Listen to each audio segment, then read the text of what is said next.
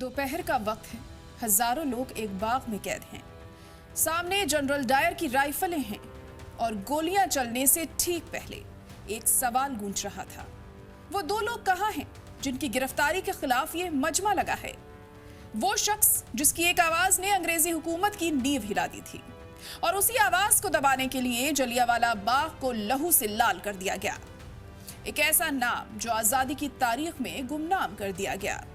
एक कश्मीरी मुसलमान जो गांधी का सिपाही बना, नेहरू का साथी बना और आखिर तक बंटवारे के खिलाफ सीना तान कर खड़ा रहा।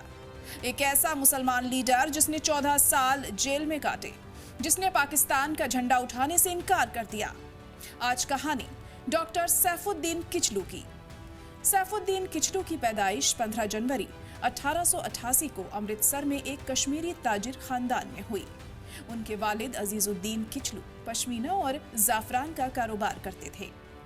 असल में उनका खानदान बारामूला के एक ब्राह्मण परिवार से था, जिसके बुजुर्ग प्रकाश राम किचलू ने इस्लाम कबूल किया था। किचलू पढ़ाई के लिए विलायत गए।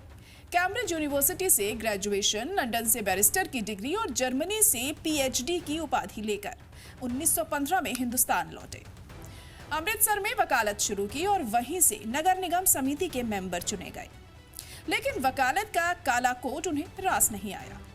मुल्क में रॉलेट एक्ट के नाम पर काला कानून आया तो किचलू ने पंजाब में इसकी मुखालफत में सबसे बड़ी आवाज बुलंद की। मार्च 1919 में रॉलेट एक्ट के खिलाफ एहतजाज करने पर अंग्रेजों ने डॉक्टर किचलू और उनके साथी डॉक्टर सत्यपाल को गिरफ्तार करके खुफिया तौर पर धर्मशाला भेज दिया और इसी गिरफ्तारी के खिलाफ 13 अप्रैल 1919 को लोग जलियांवाला बाग में जमा हुए, जहां जनरल डायर ने निहत्थी आवाम पर गोलियां चलवा दी। सैकड़ों जाने गईं। ये कत्लेआम किचलू की गिरफ्तारी की वजह से हुआ था। जेल से रिहाई के बाद किचलू और भी शिद्दत से तहरीक में कूद पड़े। उन्होंने खिलाफत और असहयोग आंदोलन में बढ़ चढ़कर हिस्सा लिया और कई बार जेल गए। उनकी कुर्बानी देखकर उन्हें ऑल इंडिया खिलाफत कमेटी का सदर चुना गया।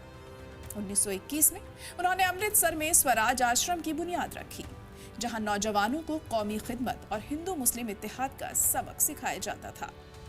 साथ ही उर्दू अखबार तंजीम भी शुरू किया। 1924 में वो कांग्रेस के जनरल सेक्रेटरी बने। इससे पहले पंजाब कांग्रेस के सदर रह चुके थे। 1929 में जब जवाहरलाल नेहरू की सदारत में पूर्ण स्वराज का प्रस्ताव पास हुआ तो लाहौर में होने वाले उस तारीखी अधिवेशन की इस्तकबालिया कमेटी के चेयरमैन खुद सैफुद्दीन किचलू थे। वो नौजवान भारत सभा की बानी लीडरों में से थे, जिसने भगत सिंह जैसे नौजवानों को जोड़ा। वो जामिया मिलिया इस्लामिया के फाउंडेशन कमेटी के मेंबर भी थे। 1930 से 1934 के बीच वो बार बार गिरफ्तार हुए और अपनी जिंदगी को 14 साल अंग्रेजों की जेलों में गुजार दिए। लेकिन सबसे बड़ा इम्तिहान 1947 में आया, जब मुस्लिम लीग पाकिस्तान का मुतालबा कर रही थी तो किचलू ने इसका सबसे सख्त विरोध किया। उन्होंने कहा, यह बंटवारा कौम परस्ती के सामने फिरका परस्ती का सरेंडर है। वो आखिर तक कांग्रेस में रहकर बंटवारे के खिलाफ लड़ते रहे। तकसीम के दंगों में उनका अपना घर जला दिया गया, सब कुछ लूट गया, लेकिन हौसला नहीं टूटा। वो अमृतसर से दिल्ली आ गए। आज़ादी के बाद उन्होंने कांग्रेस छोड़ दी और अमन के लिए काम करना शुरू किया। वो ऑल इंडिया पीस काउंसिल के बानी सदर बने और विश्व शांति परिषद के नायब सदर भी रहे।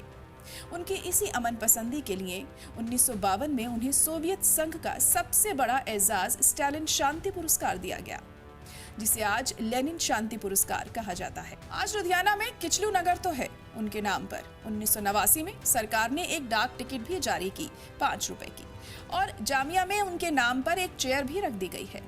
लेकिन क्या इतना ही काफी है इस शख्स के लिए, जिसने अपनी पूरी जवानी अंग्रेजों की काल कोठरियों में बिता दी, जिसके घर को बंटवारे की आग में राख कर दिया गया, जिसकी 4 बेटियां सरहद के उस पार चली गईं और वो फिर भी इसी मिट्टी में दफन होना चाहता था? सैफुद्दीन किचलू की कहानी सिर्फ एक नाम की कहानी नहीं है। ये कहानी है उस हिंदुस्तान की जो आज हम भूलते जा रहे हैं। ये कहानी है उस इत्तेहाद की जहां एक कश्मीरी मुसलमान के लिए एक हिंदू साथी सत्यपाल की गिरफ्तारी अपनी गिरफ्तारी लगती थी। ये कहानी उस वतन परस्ती की है जहां एक शख्स ने पाकिस्तान का सदर बनने की पेशकश ठुकरा दी और हिंदुस्तान की एक तंग गली से गुमनाम मर जाना कबूल कर लिया।